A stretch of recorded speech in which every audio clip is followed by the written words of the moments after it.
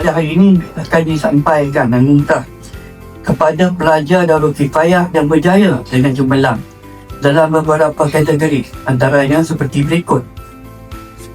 Terbaik subjek akademik, terbaik subjek kelas agama, terbaik peperiksaan utama UPKK, UPSRA dan SPM Tunku Alumni Darul Kifayah.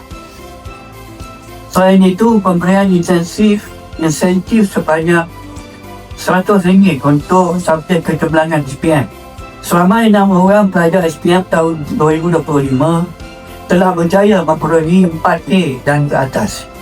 Dari jumlah keseluruhan pelajar seramai 31 orang. Tanya dan siapa saya ucapkan. Assalamualaikum, nama saya Danish Runi bin Danish Milan. Pada tahun ini saya tingkatan 3. Alhamdulillah, hari ini saya dapat untuk anugerah kecemerlangan pelajar. Saya dapat untuk 5 subjek terbaik: Pendidikan Islam, Geografi, Bahasa Inggeris, Bahasa Melayu dan juga Sejarah. Dan berkat juga saya dapat terbaik keseluruhan untuk tingkatan saya. Apa yang saya boleh cakap, hari ini perasaan saya happy. Untuk dapat ni, daripada tahun lepas lagi saya target untuk terbaik keseluruhan. Tapi itulah, rezeki baru datang tahun ni.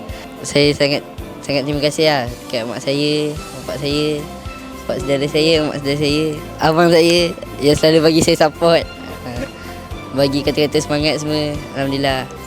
Terima kasih juga kat pihak Darul Kifayah untuk bagi apa pencapaian ni, lepas tu peluang kat saya, bagi saya kepercayaan untuk jadi majlis perwakilan pelajar lagi, lepas tu untuk dapat anugerah ni lagi. Terima kasih untuk pembayar zakat. Semoga kepada pembayar zakat tu semua dimurahkan rezeki, dipermudahkan urusan segala benda. Amin, amin. Saya berniat semoga satu hari saya dapatlah untuk pencapaian saya yang seterusnya. Lepas tu insya-Allah saya pula yang akan menyumbang kepada anak-anak Asnam nanti yang masuk. Assalamualaikum, saya Nuraini binti Abdullah, ibu kepada Danish Runi bin Danish Milan.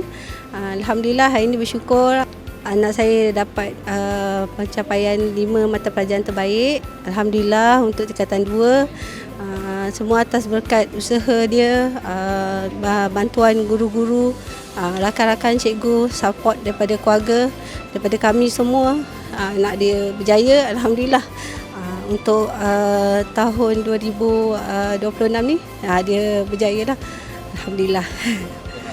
Semoga Danish Runi teruskan usaha, berjaya dunia, berjaya akhirat, boleh naikkan nama Darul Kifayah, Mawib boleh, insya-Allah, mana tahu rezeki lepas ni dia pula boleh menjadi penyumbang kepada Mawib lah.